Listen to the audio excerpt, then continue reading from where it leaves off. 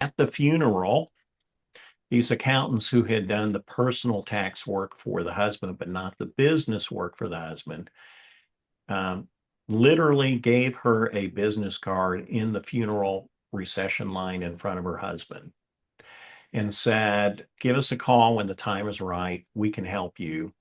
We've done his tax work and you're going to need help.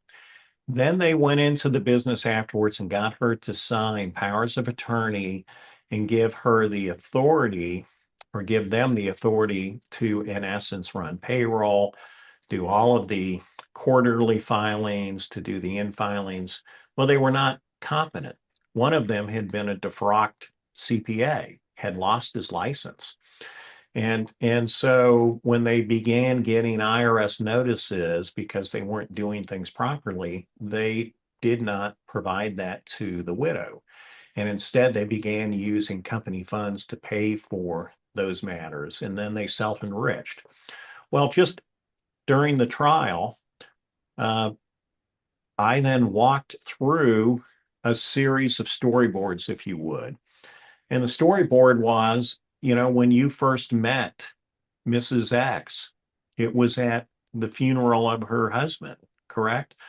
And then you talk about, in fact, you were in the line and she had an open casket.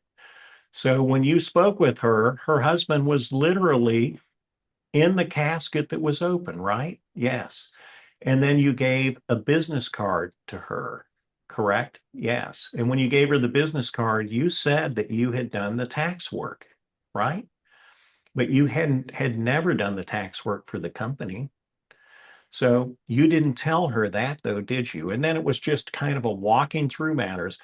And when you were talking to her, she had mascara running down her face, right? It's all of the things that lets a jury visually see what they did. It's not done in a mean, aggressive manner. You're not saying shame of yourself for doing this. Let the jury come to that conclusion. And I have found over the years that that's a much more successful way to aggressively cross-examine someone than it is to be fire and brimstone and jump all over them. If you've got little facts and you can walk them through and make it visual, uh, you will get rewarded by the jury's ire against the defendant much more so than if you flail your arms around and scream and yell.